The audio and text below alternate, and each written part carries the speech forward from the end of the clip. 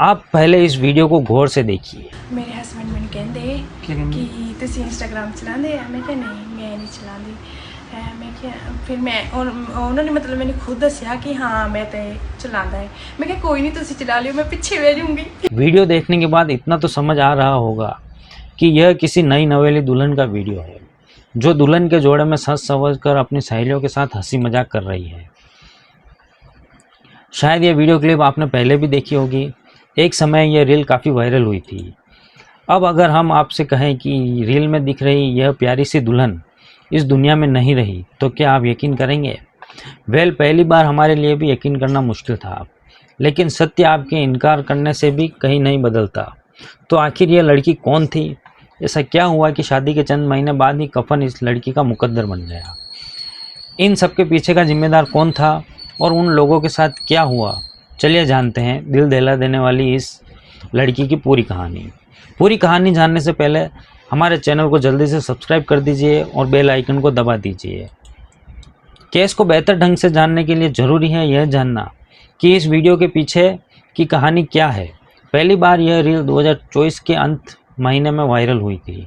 दुल्हन के जोड़ों में सज संवर कर यह लड़की क्यूट अंदाज ने तब सबका दिल जीत लिया था। वायरल वीडियो की पड़ताल करने पर सामने आया कि वीडियो में दिख रही दुल्हन का नाम नेहा देवी है। नेहा देवी अपने परिवार वालों के साथ पंजाब के रूपनगर के जिले के आनंदपुर साहिब में रहती है। परिवार वालों के मुताबिक नेहा बचपन से ही काफ़ी तेज़ और मिलनसार किस्म की लड़की थी। यही वजह थी कि नेहा परिवार के साथ साथ सभी जानने वालों की फेवरेट थी। वैसे तो नेहा का जन्म हिंदू परिवार में हुआ था, लेकिन जैसे जैसे नेहा की उम्र बढ़ती है उसका झुकाव सिख धर्म की तरफ होता चला जाता है। एक समय बाद वह अपने माता पिता से सिख धर्म में कन्वर्ट होने को लेकर बात करती है। शुरू में परिवार वाले नेहा की बातों पर ज़्यादा ध्यान नहीं देते, लेकिन बेटी के सिख धर्म के प्रति आस्था देखकर परिवार भी उससे सिख धर्म अपनाने की इजाज़त दे देते हैं। परिवार वालों की रजामंदी मिलने से ही नेहा के पास के गुरुद्वारा में जाकर अमृत ग्रहण करते हुए ऑफिशियली सिख धर्म को ज्वाइन करती है। नेहा ने सिख धर्म 2023 से 2024 के आसपास अपनाया था। यह बात साल 2024 की है। नेहा की उम्र शादी की हो रही थी, इसलिए नेहा के माता पिता तय करते हैं कि बेटी के हाथ पीले कर देने चाहिए। परिवार वाले नेहा से इस बारे में बात करते हैं। परिवार वालों के फैसले पर नेहा भी अपनी सहमति जताती है। इसके बाद नेहा के लिए एक अच्छे लड़के की तलाश शुरू हो जाती है। नेहा के पिता को कहीं से जानकारी मिलती है कि हिमाचल प्रदेश के सोलन जिले के नालागढ़ के रामपुरा में एक फैमिली रहती है जो अपने बेटे के लिए एक अच्छी लड़की की तलाश कर रही है। बेटा आर्मी में है। लड़के का नाम है संजीव कुमार। नेहा के परिवार वालों को यह रिश्ता पहली ही नज़र में भा जाता है। वो बात आगे बढ़ाने के लिए संजीव के परिवार से संपर्क करते हैं। संजीव के परिवार में उसके माता पिता के अलावा 2 बहनें भी थी। जब नेहा के माता पिता इस रिश्ते के बारे में संजीव के घर वाले से बात करते हैं तो नेहा को देखते ही वह लोग इस रिश्ते के लिए हामी भर देते हैं। शादी से पहले लेन देन की कोई खास बातचीत नहीं होती। रिपोर्ट्स के मुताबिक संजीव के माता पिता ने भी तब बहुत ज़्यादा डिमांड नहीं की थी। फिर भी नेहा के माता पिता अपने स्तर से बेटी दामाद को तोहफे में जरूरी सामान, कुछ पैसे, ज्वेलरी इत्यादि देने की बात स्वीकार करते हैं। सब कुछ तय होने के बाद नवंबर 2024 में नेहा की शादी संजीव कुमार से हो जाती है। नेहा के माता पिता अपने वादे के मुताबिक बेटी को सभी जरूरी सामान, कुछ कीमती तोहफे इत्यादि के साथ विदा करते हैं। साथ ही अपने दामाद को भी अपने स्तर से पैसा देते हैं। नई जिंदगी की शुरुआत और मन में बेशुमार सपने लेकर नेहा अपने माता पिता से विदा होकर ससुराल में रहने चली जाती है। दुल्हन के लिबास में नेहा की यह जोड़ी वीडियो इंटरनेट की दुनिया में वायरल हुई थी। वह इसी समय की थी जब शादी वाले दिन नेहा ब्यूटी पार्लर में सज संवर रही थी। नेहा की क्यूटनेस पर सभी फिदा हो गए थे। नेहा को करीब से जानने वालों के मुताबिक शादी के पहले हफ्ते में नेहा की ज़िंदगी ससुराल में काफ़ी अच्छे से बीतती है, लेकिन दूसरे ही हफ्ते से नेहा को ससुराल वालों का रवैया बिल्कुल बदल जाता है। केवल 1 हफ्ते बाद नेहा को दिन भर किचन में ढेर सारा काम करने को दे दिया जाता है। नेहा को लगता है कि शायद 2-4 दिन बाद स्थिति संभल जाएगी, लेकिन बीतते समय के साथ स्थिति और भी ज़्यादा बिगड़ती चली जाती है। और बात यहीं पर नहीं रुकती, बल्कि परिवार के सदस्य नेहा को सीधी मुंह बात करने से भी कतराने लगते हैं। पहले तो नेहा को समझ नहीं पाती कि आखिर अचानक एक हफ्ते में ऐसा क्या हुआ कि परिवार वाले पूरा रवैया ही बदल गया। लेकिन कुछ ही दिनों बाद नेहा के ससुराल वालों के मंसूबा की खबर लग जाती है। दरअसल शादी में जो तोहफे और पैसे नेहा के संजीव को मिलते थे, उतने से संजीव के माता पिता बिल्कुल खुश नहीं थे। इन लोगों को इससे कहीं ज़्यादा पैसे इत्यादि मिलने की उम्मीद थी। यहाँ तक कि वो लोग एक महंगी एसयूवी कार मिलने के सपने सजाए बैठे थे। नेहा की सास और ससुर उसे कार और पैसा न मिलने को लेकर ताने देना शुरू कर देते हैं। नेहा के ससुराल वाले इस व्यवहार की उम्मीद बिल्कुल नहीं थी। दहेज की मांग और परिवार वालों की अजीब रवैये से नेहा को काफ़ी झटका लगता है। वह काफ़ी परेशान हो जाती है, लेकिन चाहकर भी वह अपने माता पिता से दहेज की मांग के बारे में बात नहीं कर पाती। नेहा के मन में ख्याल आता है कि अगर वह अपने माता पिता को ससुराल वाले के इस लालच के बारे में बताएगी तो उसके पति की छवि खराब होगी।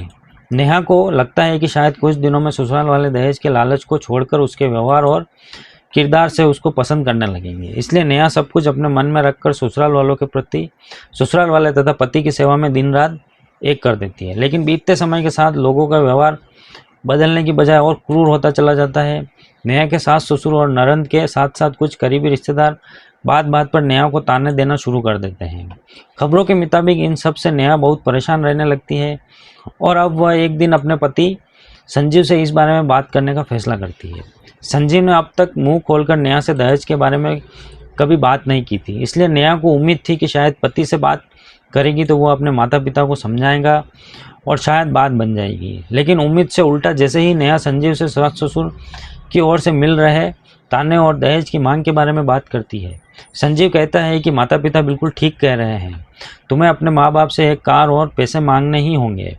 यहाँ पर नेहा टूट जाती है और ना चाहते हुए भी मजबूर होकर अपनी माँ से ससुराल वालों की डिमांड के बारे में बात करती है। नेहा की बातों को सुनकर उसकी माँ कहती है कि शादी के समय तो उन लोगों को ऐसी कोई डिमांड नहीं करी थी। उन लोगों ने खुद ही कहा था कि आप जो भी देंगे हमें स्वीकार होगा। शायद तुम्हें कोई गलतफहमी हुई होगी। तुम कुछ दिन सब्र करो, परिवार वालों को समझाओ, सब ठीक हो जाएगा। नेहा की माँ की इन बातों में कहीं ना कहीं एक मजबूरी थी। वह एक महंगी कार तथा और ज़्यादा पैसे अफोर्ड नहीं कर सकते थे, इसलिए बेटी को ही समझाने की सलाह देती है। नेहा को अपने परिवार वालों की मजबूरी और हैसियत को अच्छे से अंदाज़ा था। वह माँ की बातों को सुनकर चुप हो जाती है और अब यहाँ से ससुराल वालों से मिलने वाले सभी तानों को सुनकर जीना सीखने लगती है। इन सब में 1 महीने से ज़्यादा का समय बीत जाता है।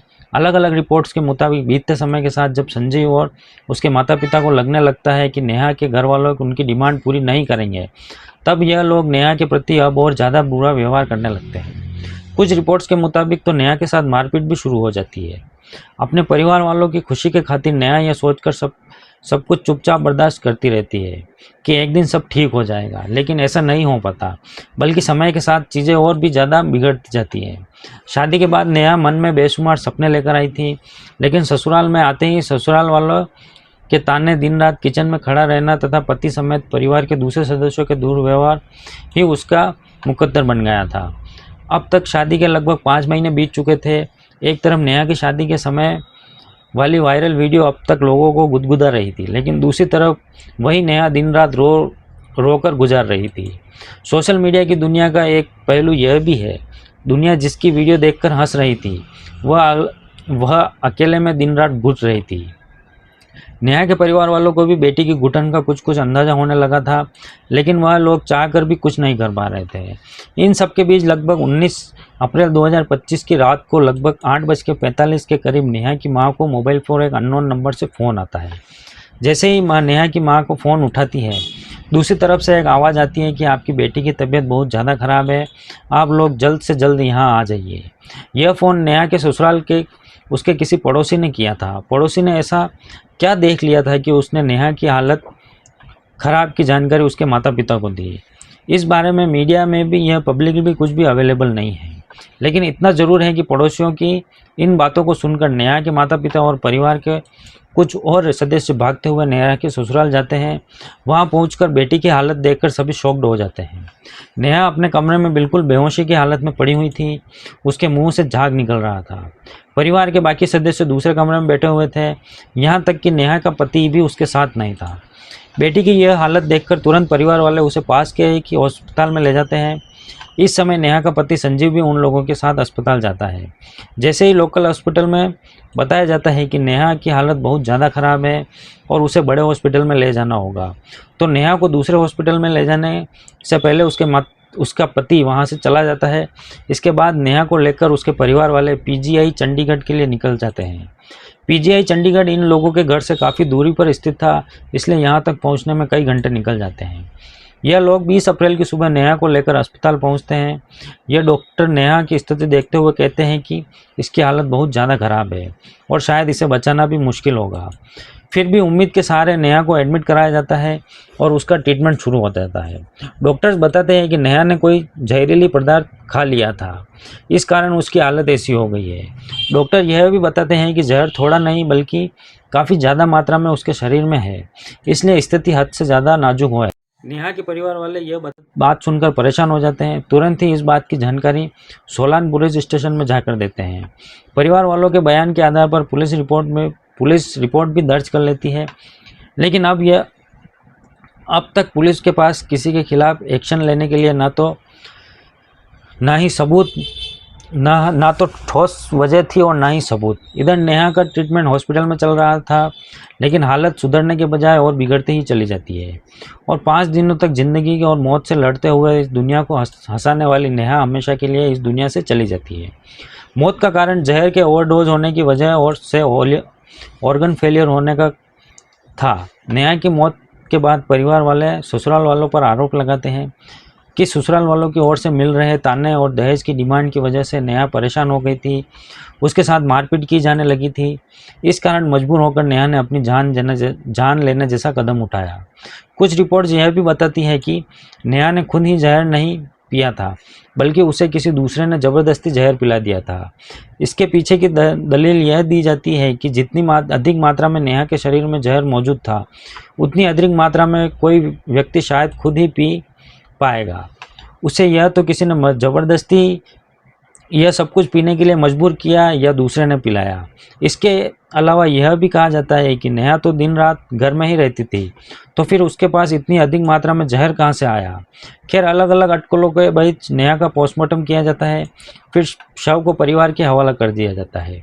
परिवार वाले शव को पीजीआई के बाहर ही रखते हुए अपनी कुछ डिमांडों के साथ स्ट्राइक पर बैठ जाते हैं।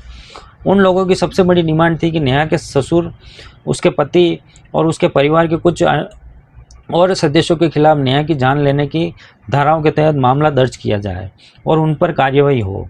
जैसे ही नेहा के परिवार वाले धरने पर बैठते हैं, बात मीडिया तक आती है। मीडिया से होते हुए आला पुलिस अधिकारियों तक भी यह खबर चली जाती है। इसके बाद लोकल पुलिस आकर परिवार वालों से बात करते हैं, उन्हें संजीव समेत उसके माता पिता तथा दूसरे जिम्मेदार लोगों के खिलाफ कार्रवाई का भरोसा दिलाते हुए एफआईआर दर्ज करते हैं। नेहा के परिवार वालों की ओर से बयान दिया जाता है कि शादी के बाद नेहा को दहेज के लिए परेशान किया जा रहा था, उसके साथ शारीरिक हिंसा भी की जा रही थी। इसके अलावा मानसिक रूप से भी उसे काफ़ी परेशान किया गया था। इस बयान के आधार पर नेहा के पति संजीव कुमार, सास तेज कौर, 2 रिश्तेदार करमचंद्र तथा राज सिंह और संजीव की 2 बहनों के खिलाफ मामला दर्ज होता है। रिपोर्ट दर्ज करने के बाद पुलिस वाले नेहा के पति, सास और दोनों रिश्तेदारों को तत्काल गिरफ्तार कर लेती है, जबकि दोनों बहनें कुछ दिनों तक लापता रहती है। लेकिन पुलिस की दबिश के बाद इन दोनों बहनों को भी गिरफ्तार कर लिया जाता है।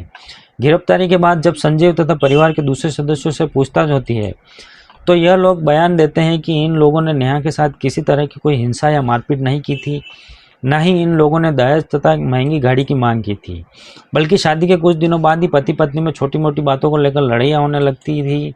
ससुराल वाले उल्टा नेहा पर ही आरोप लगाते हैं कि उसने लड़ाई के बाद पहले भी कई बार जान देने की कोशिश की थी, लेकिन वक्त रहते घर के सदस्यों ने उसे बचा लिया था। हमेशा की तरह 19 अप्रैल को भी नेहा के पति से लड़ाई होती है और इस बार वह बात ज़्यादा बढ़ने की वजह से वो एक बार फिर से जान देने की कोशिश करती है। अब इस मामले में नेहा के ससुराल वाले कहाँ तक सच बोल रहे हैं, उसका खुलासा तो आने वाले समय में पुलिस की जांच में पूरी होने के बाद ही हो पाएगा। फिलहाल कुछ सवाल उठ रहे हैं कि जिससे नेहा के ससुराल वालों ही कटघरे में खड़े नजर आते हैं। जैसे नेहा के पास जहर कहाँ से आया? अगर नेहा पहले भी जान देने की कोशिश कर चुकी थी, तो अब तक इस बारे में एक भी पुलिस रिपोर्ट क्यों नहीं दर्ज कराई गई? जब नेहा की हालत खराब हुई तो परिवार के दूसरे सदस्य उसे हॉस्पिटल लेकर क्यों नहीं गए? नेहा के माता पिता को खुद ही फ़ोन क्यों नहीं किया गया? इस केस की मौजूदा स्थिति की बात करें तो फिलहाल तो सभी आरोपी जेल में बंद हैं। पुलिस की इन्वेस्टिगेशन चल रही है।